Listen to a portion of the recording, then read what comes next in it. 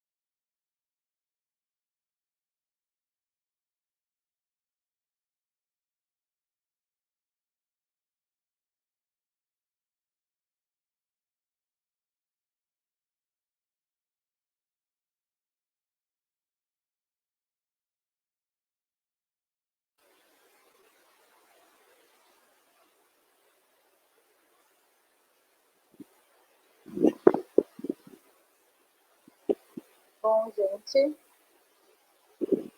boa noite a todas e todos. Eu me chamo Fernanda Meta, faço parte do Núcleo Belém, da Abraps, Núcleo Belém, Abraps, Associação Brasileira de Psicologia Social.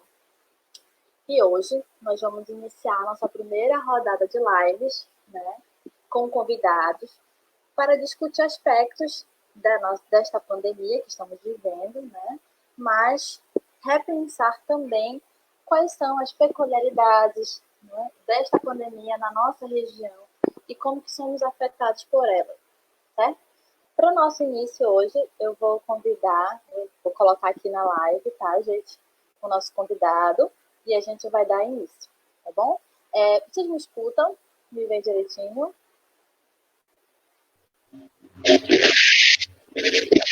Boa noite. Oi, Zé. Oi, Francisco. Zé Calatese, tudo bom? Tudo bem. Então, Francisco, eu vou rapidamente apresentar a nossa proposta aqui, tá bom? E aí, veio para você, tá certo? Então, como a gente estava falando, a Abrapso, que é a Associação Brasileira de Psicologia Social, né, que está atenta a nossa realidade social, o cenário que está se pondo nesse momento, pensou em fazer uma rodada de conversas, né, cujo tema maior é discutir situações de vulnerabilidade na pandemia, né, porque nós pensamos de que forma, né? Todos estamos vivendo a pandemia, certo? Mas será que todos estamos sendo afetados por ela da mesma forma? Né? Como que a gente pode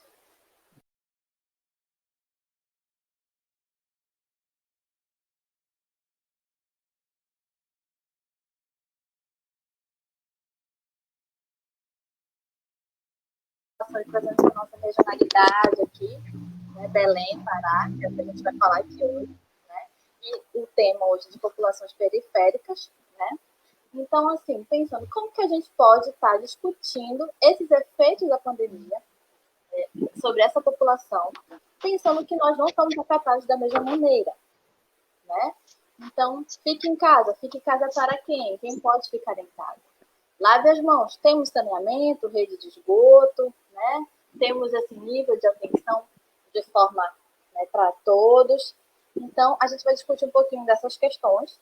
E para isso, a gente convidou, queria já agradecer o Francisco, uma honra, né, que é morador da Terra Firme e que é membro do coletivo, né, também Tela Firme. Então, vai estar discutindo um pouquinho, trazendo, olha, ele está até mostrando aí. Então, a gente vai estar discutindo um pouquinho dessas questões, certo? Como já fazendo menção aqui ao nosso querido Aldir Blanc, que nos deixou ontem, né? O Brasil não conhece o Brasil nunca foi o Brasil, né? a gente vai falar então aqui, será que o Brasil conhece Belém? E a gente vai discutir um pouquinho dessas questões, tá? Francisco, fique à vontade. Toda sua fala. Primeiro, eu queria agradecer pelo convite. Quanta honra e responsabilidade ter que abrir uma live dessa magnitude. Está me ouvindo bem? Tá? E, assim, eu acho que a gente está vivendo um momento muito difícil e bastante desafiador. Nós temos questões históricas, né? Digamos, dívidas históricas nesse país, estruturais. E as pessoas que estão à margem da sociedade, em sua maioria, estão na periferia, justamente porque não têm condição de morar num espaço por conta da especulação imobiliária e não tem condição de morar no centro. Então, o povo foi sendo expulso dos lugares chamados segregados, que são os territórios de periferia, né?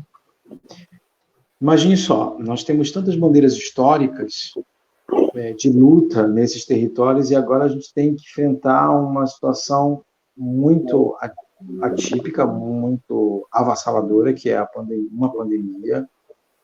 E para que a gente possa se defender, digamos, desse vírus, a gente precisa de algumas práticas, como de higiene, e para ter higiene tem que ter recurso para comprar o material de higiene, e para se higienizar, no caso da mão, enfim, precisa de água, e precisa ter saneamento, e quer dizer, tem muita coisa que inviabiliza, digamos, nesses territórios, que a gente possa cumprir esses ritos, Fernanda. E, assim, eu acho muito interessante que o pessoal da psicologia social traga esse debate, traga isso à tona. Você, como sempre foi muito engajada, né, participante, militante desses movimentos, vários aí em defesa da vida, pela democracia e contra toda forma de opressão. Então, assim, e a gente está, acho que mais à frente eu vou falar um pouco de uma campanha específica que a gente está organizando contra o coletivo e vários outros movimentos locais. Então, a gente também está atuando em rede para combater isso, porque a periferia, os territórios de periferia não são os mesmos, têm suas particularidades, mas tem muita coisa em comum, né? Os próprios processos de formação desses territórios são semelhantes. Então é isso, é um grande desafio muito grande.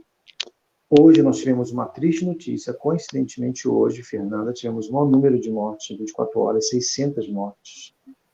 O último dado do Ministério da Saúde, nós acho que não tínhamos alcançado esse número ainda, e mais de 1.500 mortes sendo analisadas. Então, um momento muito difícil, e a gente está aqui também para refletir.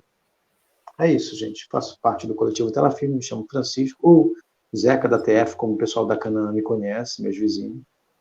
E é isso. Então, Francisco, é muito importante esses pontos que tu trazes, né?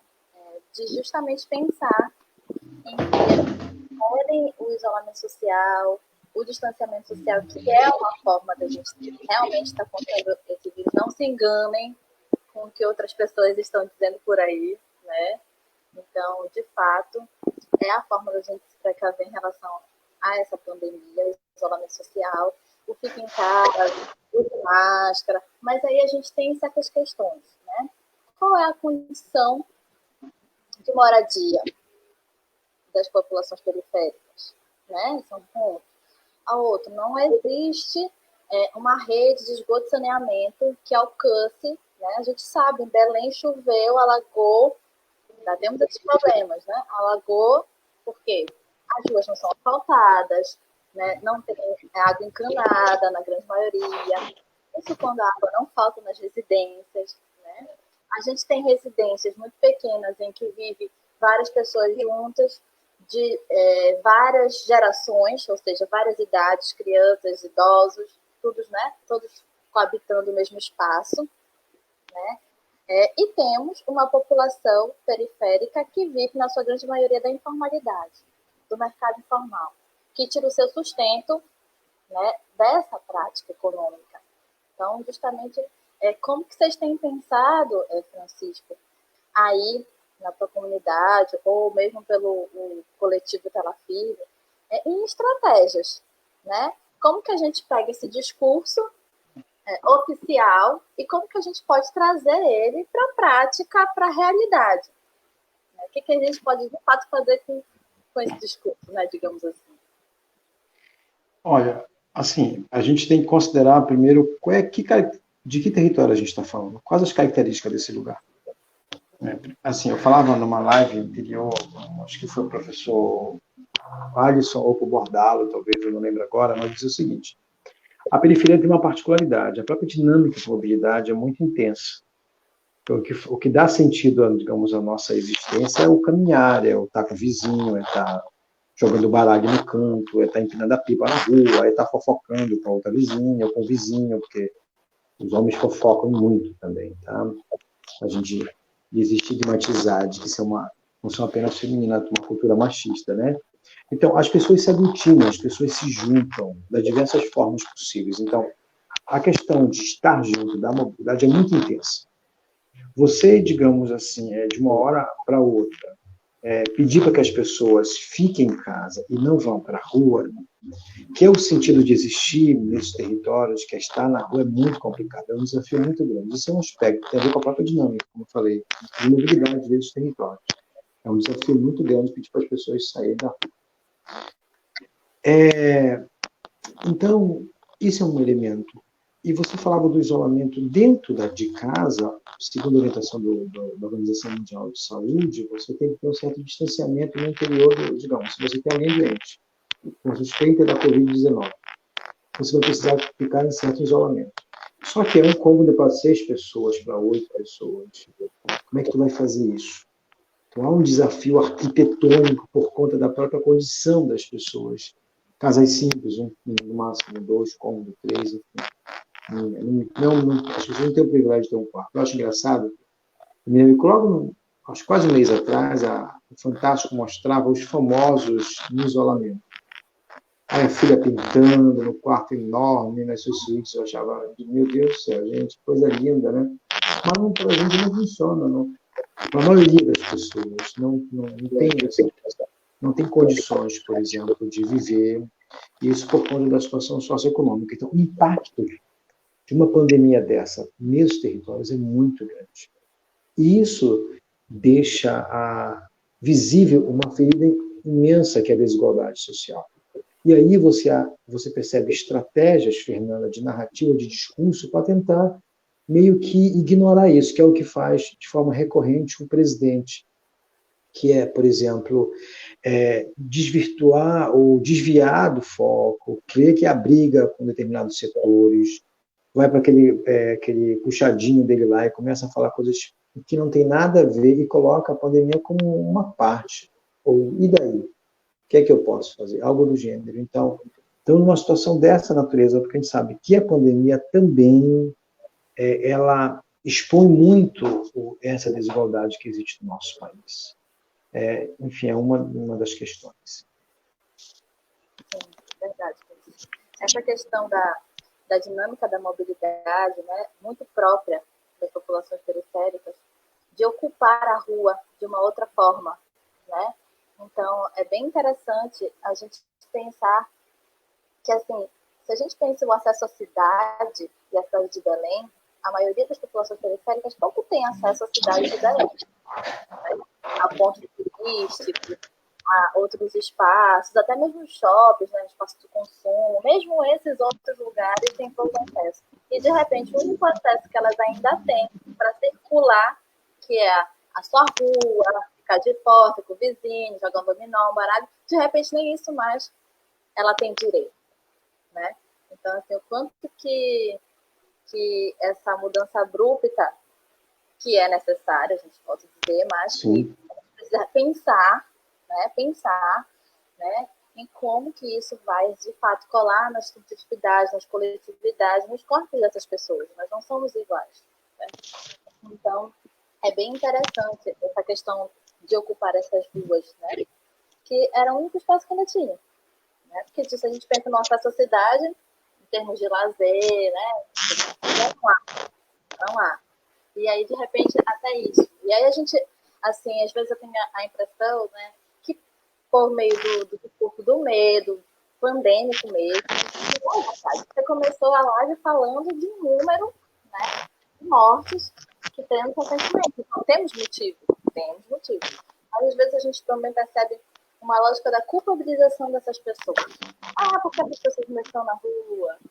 Porque eu estou aqui na minha casa, eu estou aqui fazendo a minha parte, no meu prédio, que eu já não. Que é um lugar, por exemplo, se a gente pensa um prédio, que você já não tem tanto esse vínculo com seu vizinho, né? Essa conversa com o vizinho, não é do seu métier mais, né? Mas é das populações de forma de organização da população periférica. Né? Então, tem todos esses atravessamentos.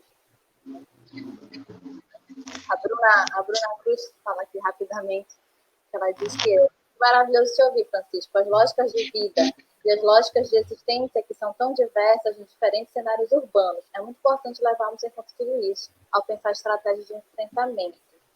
A Camila Malché diz: a crise sanitária existe secularmente para os corpos políticos periféricos.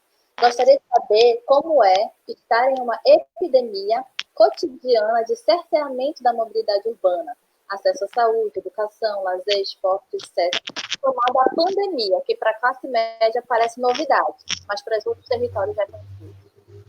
Eu falava, a gente fazia uma reflexão no Tela Firme, a gente faz várias reuniões, a gente tem uma galera que está na linha de frente da campanha, vou mostrar aqui para vocês. Sim, pode da campanha.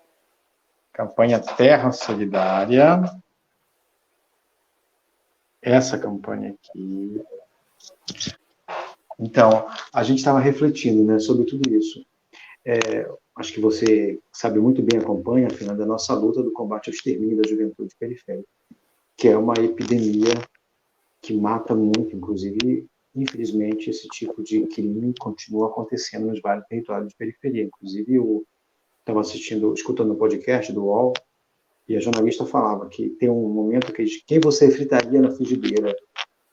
E a repórter disse que fritaria o governador do Rio de Janeiro, porque ainda persiste as mortes nas periferias, os extermínios na periferia do Rio de Janeiro, através das operações policiais. Então, ela fritaria o governador. E o que acontece? Nós convivemos com isso no dia a dia. Nós tivemos um posicionamento muito consistente durante a chacina de 2014 e outros episódios, denunciando através de notas, de várias manifestações de rua mesmo. Nós tínhamos, na chacina de 14, todo mês nós fazíamos manifestações junto com os familiares e várias instituições, o Movimento do Centro de Defesa do Movimento de Emaús, você conhece também, está lá. Então, várias instituições envolvidas nesse sentido. Então, nós estamos mobilizados para combater essas epidemias que falavam. Acho que foi a Bruna que falou? Camila Malché escreve muito bem, gostei. Esse povo é inteligente, gente, que bonito, né? Legal. Então, na verdade, a gente trava essa luta cotidiana. Imagine só, agora a gente fazendo uma campanha, porque... deixa eu só falar um pouquinho da história da campanha para vocês.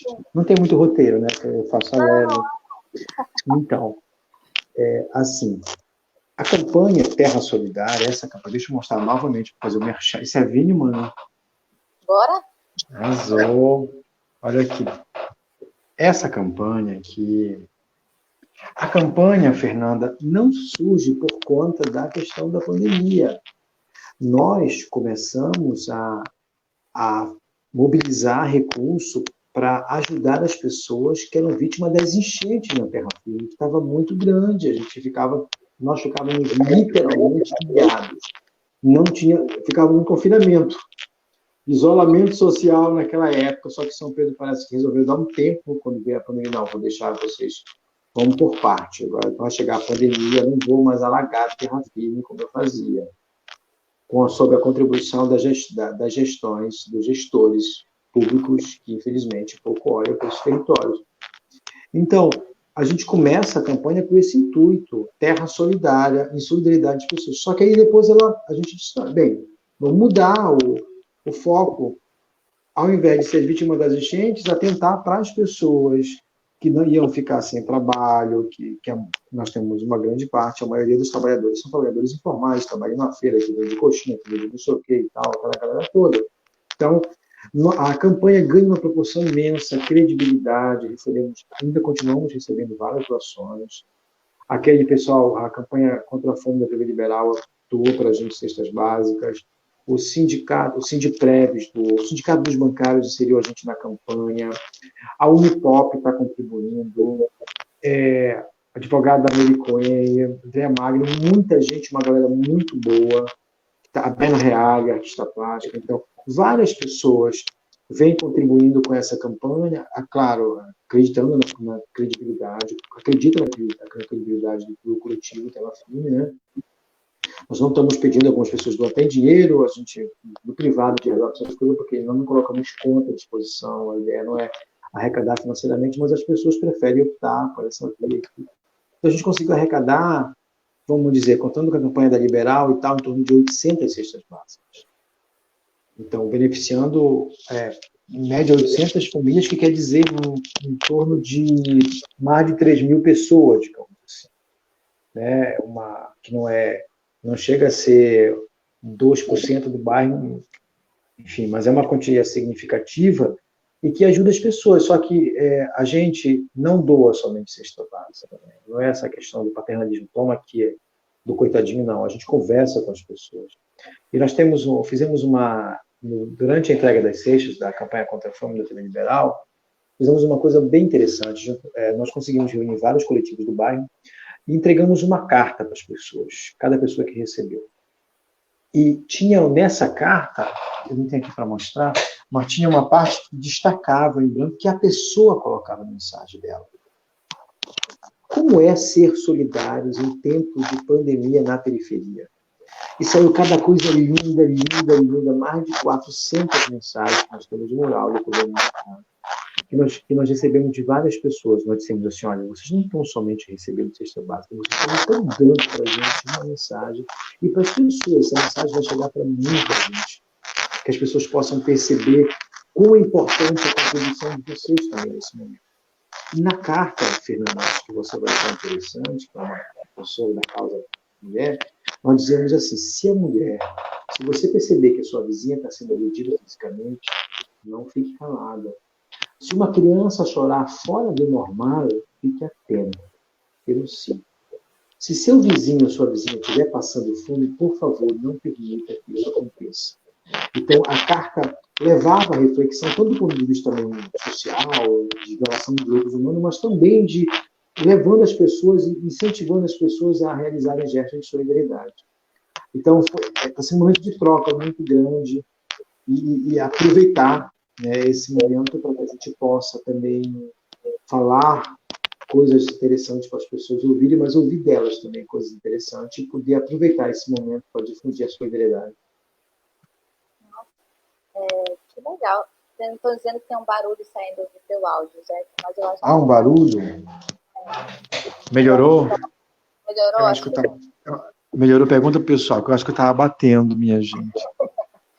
Ficou empolgada, ficou emocionada em falar das cartas. Gente, que linda essa estratégia. E é bem interessante que acaba juntando, integrando várias lutas, várias bandeiras, né? Foi. Contra a violência contra a mulher, contra a criança. Né? Lembrando que agora também, dia 18 de maio, né? É o dia de combate à exploração sexual e comercial de crianças e adolescentes. Também é o dia do movimento de luta antimanicomial, né? 18 de maio. É muita coisa, né? Muita luta. Muita luta. É muita luta todo dia, né? Toda hora. E é bem interessante escutar, né? Aonde é que dói, assim, né? Nessa população.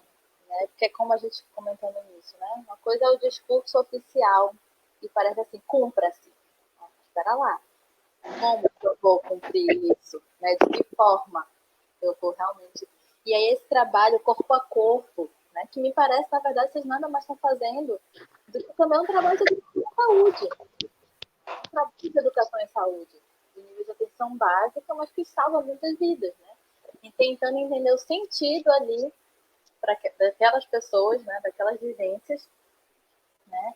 Desse momento de pandemia, né? Mas o que elas também têm a dizer sobre isso, como elas estão sendo afetadas de maneiras muito distintas, que se a gente não consegue ter um mínimo de empatia se colocar no lugar do outro, a gente não vai conseguir alcançar. Né? Porque eu me lembro muito bem, acho que quando começou essa questão de isolamento social em março, final de março, eu fui no supermercado uma vez e tinha uma moça, quatro, quatro lotado no supermercado, 4 carrinhos no caso. E aí naquele momento, né, você se pergunta, né? Quem pode fazer isso? Primeiro que não devemos, né? Mas quem que tem condições, né, de encher 4 carrinhos, né? E se precaver em casa, né? Então, assim, situações do nosso cotidiano que faz a gente pensar e reverberar isso de outras formas. Né? Então, é muito interessante.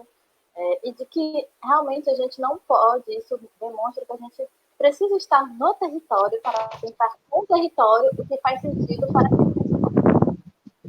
Senão, parece que se não houver isso, as ações começam a não ter muito eco. Né? Se a gente pensa de fora do território, porque a comunidade da terra firme é uma periferia, mas não é da mesma, não se organiza, né? Não tem certas instituições, talvez, líderes comunitários, coletivos, talvez lá na cabanagem, que talvez lá na cabanagem não tenha o mesmo nível de organização, coletividade, que lá no Bengui, né? Então, assim, tem semelhanças, mas a gente também não pode colocar tudo no mesmo balaio, né? A periferia, pronto. Então, a gente precisa entender esse território, né? Esses territórios, para pensar com eles estratégias para que façam sentido para eles, né? E aí eu queria saber, assim, se além dessa questão da carta, dessa campanha do recebimento de cestas básicas, no final também até disse se vocês já estão recebendo, como é que está rolando essa campanha aí de arrecadação, né? Mas assim, saber em relação, por exemplo, a essa pandemia, né? Que estratégias vocês têm pensado, vocês enquanto coletivo, né? Têm pensado para esse tete-a-tete, para essa conversa com a população, né? Para chegar nela, para fazer com que algumas medidas, né, de saúde possíveis sejam tomadas nesse cenário de pandemia. Olha só, Fernanda, até pela questão das restrições, a gente não pode ter esse corpo a corpo tão grande, né? A gente passa numa segunda etapa da campanha. Nós tivemos no primeiro momento muito corpo a corpo, até tivemos algumas gafes, né, que a gente não estava tão equipado como manda os protocolos da Organização Mundial de Saúde. Mas agora sim, o que a gente está fazendo? Primeiro, assim, eu acho que a gente tem que considerar que existe um poder público que está tomando algumas medidas e a gente precisa divulgar essas medidas pelo poder público. Por exemplo, nós temos, eu acho que a partir de amanhã vai entrar o lockdown, né? Sim. Que é o... Não é isso? A partir de quinta-feira. A partir de quinta-feira, então, assim, eu acho que o nosso papel quanto coletivo de audiovisual é publicizar bastante essas informações para que chegue até as pessoas. Isso é um fato. E nós temos algumas produções audiovisuais que a gente também faz parte de uma rede, Covid na Periferia, e publica isso, né? E nós temos, por exemplo, na Terra Firme, nós temos várias iniciativas, tem o Cineclube TF, que é um coletivo também de jovens que produz audiovisual, que tem vários grupos de trabalho, e esse coletivo eles estão produzindo muito material audiovisual, assim, com a linguagem da população, bem interessante nesse sentido. A nossa campanha, que é a Terra Solidária, especificamente, vai entrar numa nova etapa, que é a gente capitanear os grupos mais segregados. Imagine, nós somos territorialmente segregados, mas dentro do território tem ainda situações bem complexas.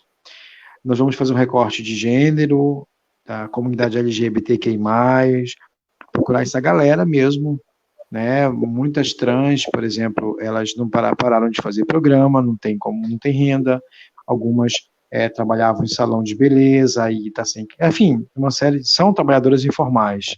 A gente sabe da dificuldade, por exemplo, das mulheres trans acessar o mercado formal, é quase impossível.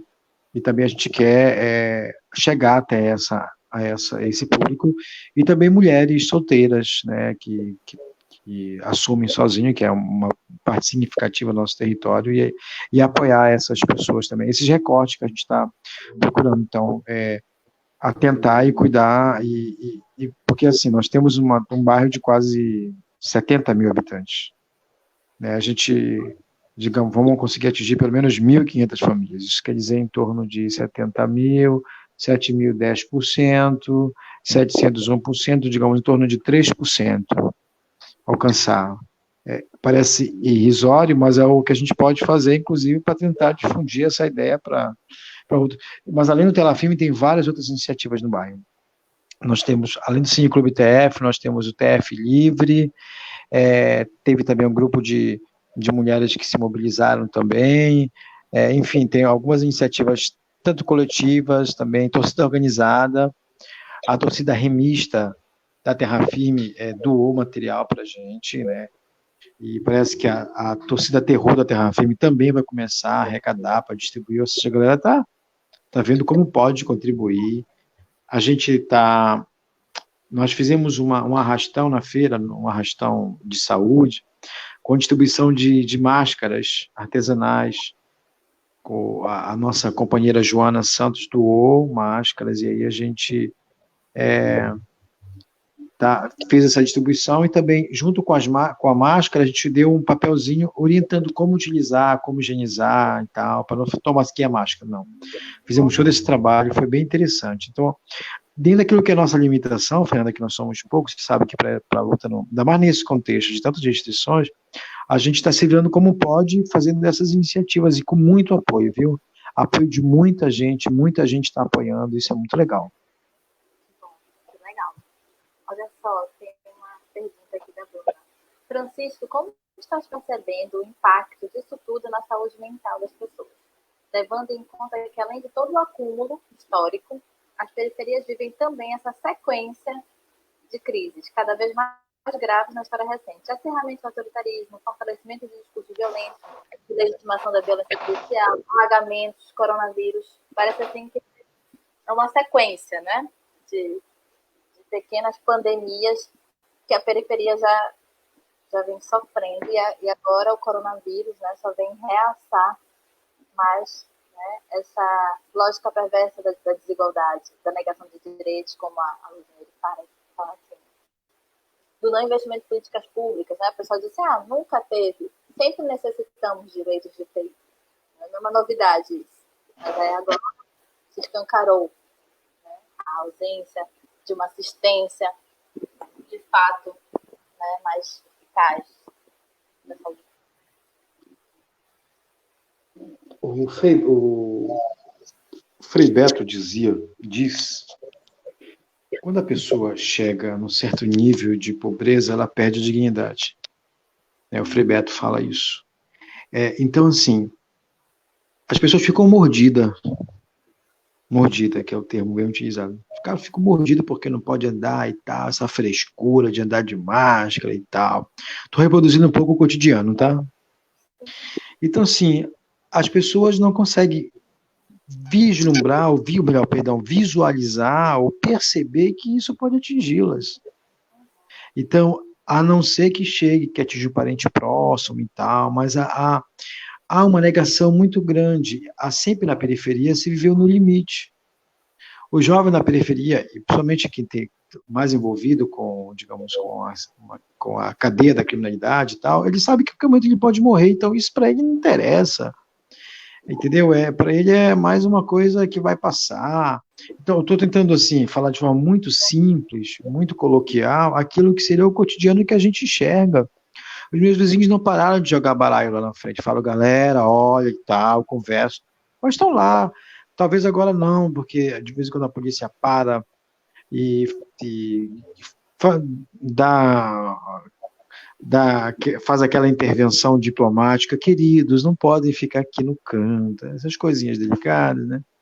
Então, assim, e aí os caras ficam, mas depois quando a polícia sai, volta de novo a aglomerar e tal. Então, assim, tem a ver um pouco com essa própria identidade, ou com a questão da dignidade, isso é o de menos. O cara tá fudido mesmo, não tem nada, não tem o que comer, porra, tô desempregado, vou querer fumar minha maconha e dane.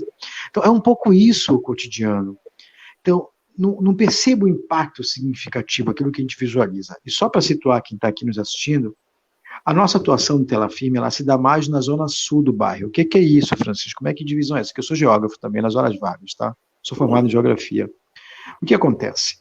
Dentro dessa divisão territorial, que a gente vai chamar de zona sul do bairro, que é a parte, que é a área de ocupação mais recente, da década de final de 80, início de 90, aquela parte toda ali, essa parte da terra firme é a parte onde concentra o maior número de pessoas e as pessoas mais pobres.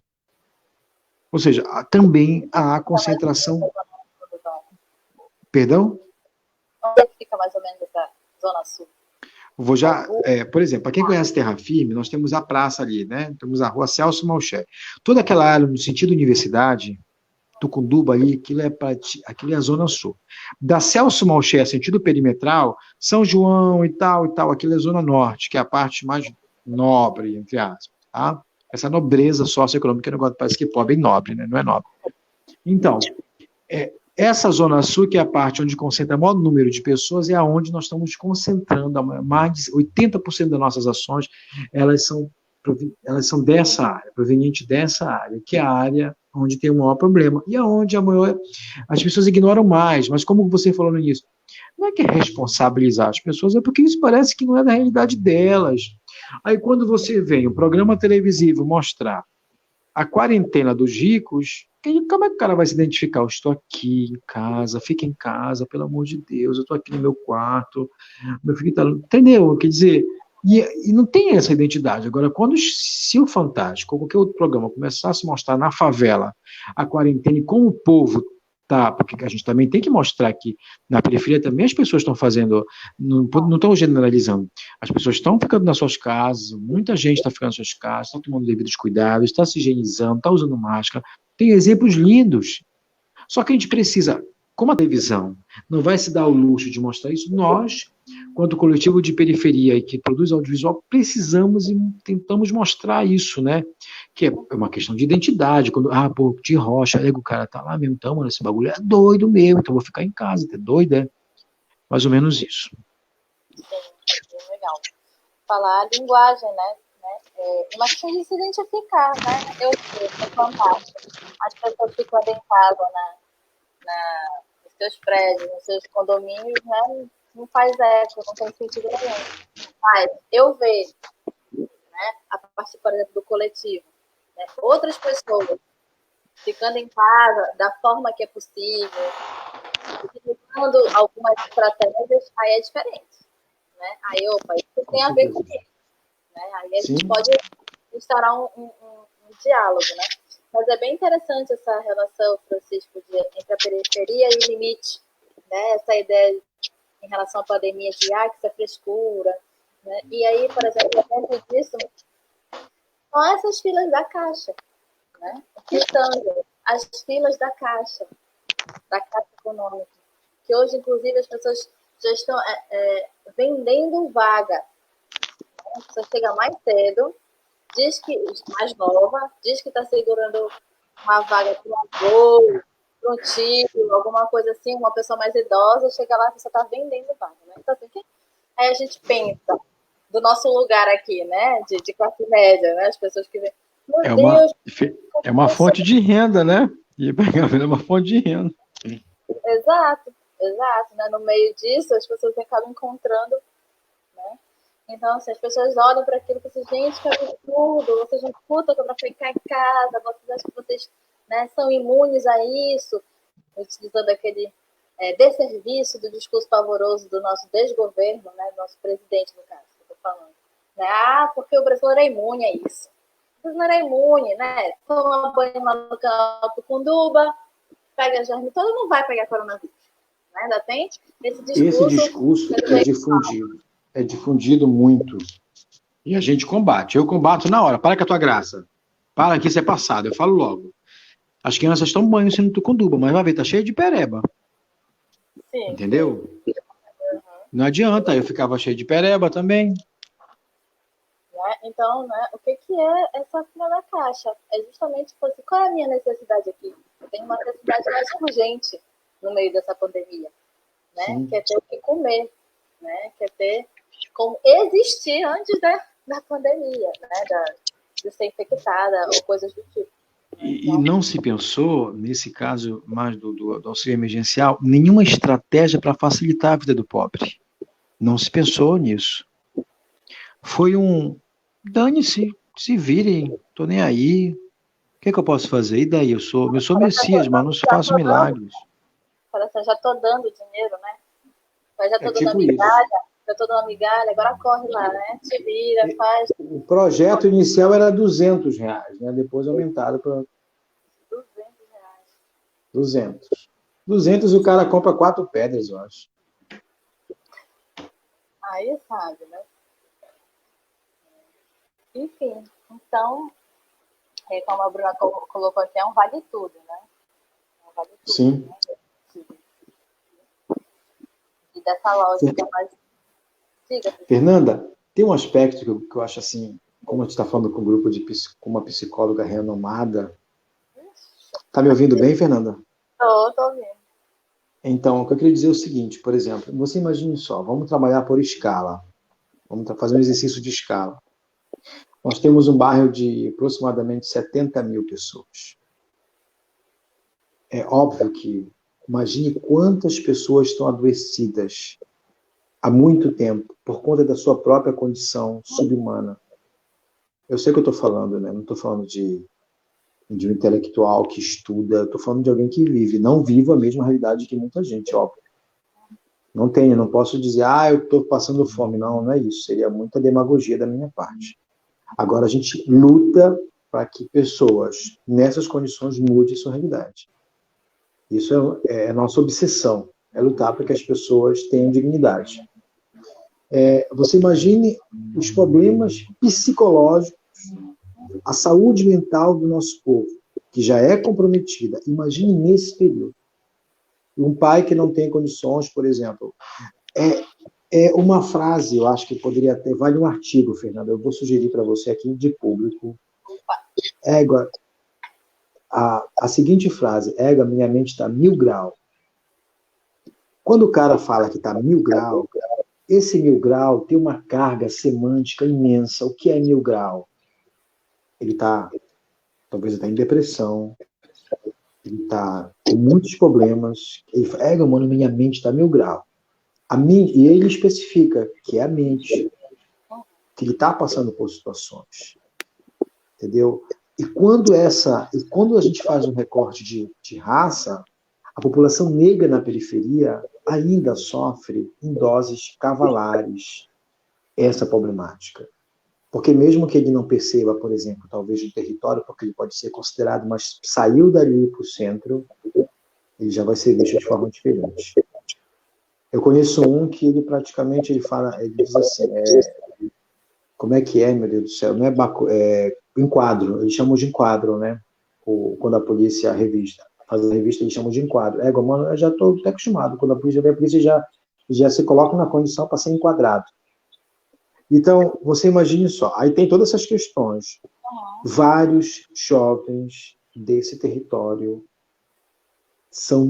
têm muito comprometimento da sua saúde mental por conta da situação dos enquadros da vida, do desemprego, do uso mesmo de entorpecente e tal, uma série de químicas e tal, essa coisa toda, isso mesmo.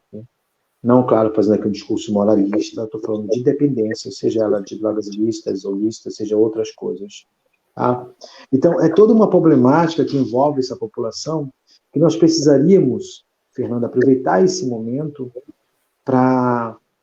Aí eu já faço uma sugestão para a Abrapso, para que vocês pudessem ter, talvez, fazer um atendimento com essa comunidade, à guisa de... talvez você já tenha esse serviço, né? Mas, assim, de um ponto, de um território, óbvio que eu vou sugerir a Terra Firme, porque é onde eu atuo, para a gente fazer atendimento, começando talvez por alguns recortes e tal, e para fazer o atendimento para essa população. Porque agora a gente entra numa questão mais específica do Covid. As famílias não podem enterrar seus mortos, que é algo extremamente forte na nossa cultura. O velório, o ritual, não pode. Então as pessoas vão direto do IML, agora alguns funerários passam na frente para fazer um ritual e tal. muda o ritual dessa questão da despedida. E isso é muito forte na cultura humana, no ocidental, não é só na periferia. Mas na periferia, por ter essa questão da mobilidade intensa, prestigiar o vizinho que foi morto, tomar o café lá, é um ritual quase que obrigatório desse rito de despedida. Então, porque já é uma população carente de várias coisas, né? Então, nesse aspecto, nesse momento, tem muita gente morrendo também nesses territórios. E a morte, mais do que por Covid, é justamente pelo como chegou ao colapso, né, do sistema de saúde, e as pessoas estão morrendo por vários fatores. E é isso, então está feito o convite para vocês. Realmente, Francisco, essa situação do ritual da despedida, né, do ritual do luto, está sendo totalmente, né, ganhando uma outra configuração. Você não pode... primeiro que se você... A gente tem, né, relatos, é um caos, né, que a gente está vivendo, saúde e tudo, relatos que a partir do momento que a pessoa interna, às vezes, nos hospitais, não se tem mais nem notícias. Né? A gente vê na televisão perder corpos das pessoas. Né? Então, o que uma vida, né, que é a lembrança que o familiar tem, é de uma pessoa viva, né, ativa, lembranças, memórias, que não tem nada a ver com um corpo ensacado. Né? Não tem nada a ver com um corpo ensacado que não pode nem ser velado. Né? E essa pessoa que perdeu seu familiar não consegue nem receber o abraço. Né? Algo tão da nossa cultura, da despedida, né? De receber esse afago, esse carinho, essa condolência, né? Que é o toque, que é o abraço, né? Aquele Sim. Não está podendo nesse momento. Então, realmente, é um momento de muito sofrimento humano, sofrimento psíquico, sofrimento mental. Né? Eu não sei, é até interessante, Francisco, saber como é. A gente também sabe que quando a gente está falando de tecnologia, mídias, visuais e tudo mais, a gente não tem o mesmo acesso, a mesma qualidade, né? Mas também a gente está com um projeto da clínica virtual da UFPA, né? A clínica escola de psicologia da UFPA, fechada, assim como a UFPA, né? Mas, em virtude dessa demanda muito grande de pessoas que, de forma abrupta, ou mudaram sua rotina, né? Seja ela porque teve que ficar em casa, seja ela porque ficou desempregada, seja ela porque seja profissional de saúde que está vendo, né, pessoas morrerem e não ter o que fazer, né? Enfim, pessoas tiveram suas vidas afetadas de forma muito abrupta. Então, a gente realmente vê essa necessidade de ter algum tipo de suporte, não para todos, né, mas alguns, de receber esse suporte, né, psíquico, essa escuta, esse acolhimento. Então, a gente criou, não foi uma ideia minha, mas dos dois professores da UFPA, a clínica virtual da UFPA. Mas também, e ela é gratuita, né? Tem a questão do afastamento social, então a gente não está atendendo, a gente está atendendo assim, que nem eu estou tirando aqui, né? Então a gente está atendendo utilizando as mídias sociais, né? Então, Skype, WhatsApp, chamada de vídeo, chamada por telefone, enfim, utilizando esses meios, né? E aí eu posso depois estar te repassando esse contato, né? São voluntárias, são psicólogas voluntárias, tá? Que disponibilizam, né, alguns horários nos seus dias para estar fazendo esse suporte, né? Esse acolhimento em termos de emergência, né? Nessa perspectiva da psicologia de emergência e de desastres. Né? Então, emergência, algo que mobiliza de uma forma muito grande e de forma abrupta, né? Todo mundo, toda a população, a coletividade. Né? Então, depois a gente pode estar conversando um pouco mais sobre isso, mas assim, até onde eu sei, nesse momento, não tem nenhum trabalho de suporte, até que eu conheço, né? De suporte psicológico em loco, né? No corpo a corpo, em virtude dessa situação de pandemia e respeitando ao isolamento e ao distanciamento social. E a gente tem, nosso Conselho Federal de Psicologia tem a resolução, né, que permite o atendimento psicológico nas plataformas virtuais, nas mídias sociais. E aí, agora, né, isso deu uma bombada, muitos psicólogos se cadastrando para atender online, que é atendimento online, né, que a gente chama, em virtude de que também muitos psicólogos que atendem nos seus consultórios também não estão podendo. Né? Então, o Conselho Federal de Psicologia tem cadastrado milhões de psicólogos para tentar esse psicólogo, ele tem que ter um cadastro, né, no Conselho Federal de Psicologia, né, então tem um registro, é tudo dentro dos trâmites, né, mas pode fazer o atendimento online. E tem esse projeto, né, que é a Clínica Virtual do UFPA. Então, você pode estar conversando sobre isso. Fernanda, eu acho que, eu não sei, seria o caso também da gente, não querendo ser bairrista, né, mas, por exemplo, estimular psicólogos do bairro, né, assim, pessoas, digamos, do território, que estão no território a fazer esse serviço. Talvez vocês poderiam dar abraço, capitanear essa galera que está no território para ajudar nesse sentido. Mais um trabalho que a gente está sugerindo para vocês aí. E vai ser uma troca muito rica, né? Mas só desses profissionais, tem vários bons profissionais. Tem um rapaz lá perto de casa, que inclusive já se dispôs a ajudar nesse sentido. Tá? Então é bom ver essas iniciativas, né? Juntar essa galera para dar esse suporte para o nosso povo, porque o nosso povo merece também, né? Ser escutado, ser ouvido. E sempre houve uma carência tão grande do nosso povo ser escutado. E esse lugar... Não é qualquer escuta, né? Não é qualquer escuta, é uma escuta com um profissional, preparado, qualificado. E uma escuta que, por muitas vezes, né, dentro da lógica da psicologia, umas pessoas não acham que precisa dessa escuta, eu acho que isso não tem nada a ver com as vivências dele, né? Porque ele sofre, ele não precisa dessa escuta, ele não precisa dessa coisa. É tipo isso. Né? Quando não, né? É que você também tem sofrimento. Então, é bem legal. A ideia, a Camila comentou aqui, a Camila também faz parte da Brabs do Núcleo Belém, e a gente vai já articular também. A gente pode estar operacionalizando essa listinha, ou enfim, ou divulgar mais ainda os serviços que a gente tem conhecimento nesse momento, né, voluntário, né, e que faça esse suporte.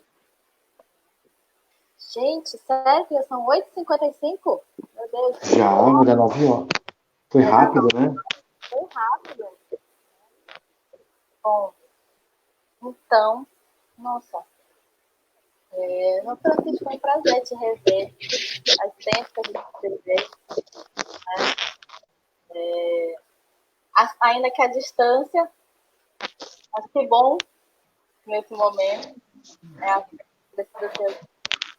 E eu acho que, assim, é só um pontapé, a gente tem muito o que conversar ainda, né? Enquanto psicologia social, enquanto diálogo com lideranças, enfim, arregimentar mesmo essa atenção básica, porque isso é produto de saúde, né? A gente precisa entender que isso também é produto de saúde. Né? Sim. Enfim. E estar atento aos movimentos, conhecer a periferia. Precisamos conhecer, a gente não pode falar desse território, né? Ai, olha quem veio dar tchau pro Francisco. Oi, tchau, né? Olha. Que participação super especial, rapaz. Tá. Coisa linda. Né? E primeiro eu queria agradecer, Fernanda, então, o convite. Para mim foi uma imensa honra poder participar na Brapso desse convite vindo de você, que é uma pessoa que eu sempre admirei também. Tivemos a oportunidade de trabalhar juntos, talvez de forma meteórica, mas o pouco que pudemos conviver foi muito satisfatório. Gostei muito de trabalhar com você. Te agradeço, aproveito para agradecer o público também. E saber o quanto és engajada, envolvida. E nesses tempos tão difíceis, a gente necessitamos de profissionais com esse perfil de engajamento, de envolvimento, mais do engajamento com as questões que vão contribuir para construir um mundo, não um mundo novo, mas um mundo melhor do que esse que está aí, né? Bem melhor do que esse. Então, muito obrigado. Muito isso, né? O Francisco de pronto aceitou, assim, e muito rica, tanto trabalho que vocês já fazem, tanto ideias para novos trabalhos, né? Então, é muito importante estar compartilhando, dialogando. Foi ótimo, Francisco. E abraço, eu te agradeço. Vamos ajudar aí com a campanha na Terra Solidária. Depois eu passo mais informações. Quero dizer que essa foi a primeira live, tá? Da Abraço do Núcleo Belém. Né? Para quem não sabe, a gente teria, né, início de agosto, o encontro norte aqui da Abraço, que seria em Belém. Né? E a gente estava na organização desse evento, esse seminário, e aí chegou a pandemia e a gente teve que reinventar. Mudar Tudo foi adiado nessa vida. Tudo foi adiado por um tempo, replanejado, repensado. Então, agradecer as suas contribuições e dizer que a gente ainda vai ter mais uma rodada de lives da Abrapso, ainda trabalhando o tema das vulnerabilidades da pandemia. Hoje foi sobre a população periférica, né, pela periferia.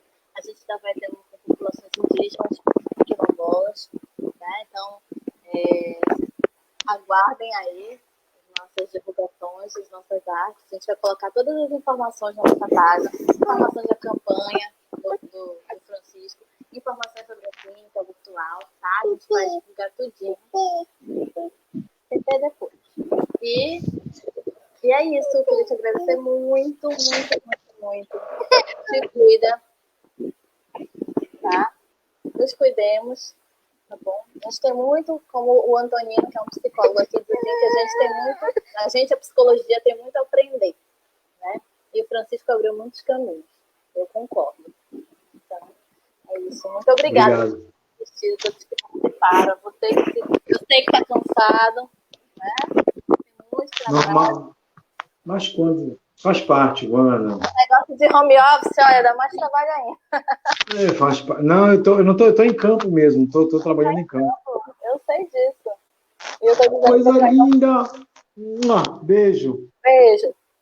Olha, falta alguns segundos para a gente chegar às 21 horas. A gente falou que até 21, falta 30 segundos. Eu quero ver uma. Cadê? Te apresenta. Eu? Ele. Eu sou o Heitor, diga. Eu sou o Heitor e quero a minha mãe. Tá mordido. Beijo. Amor? Tchau, Heitor! Obrigada.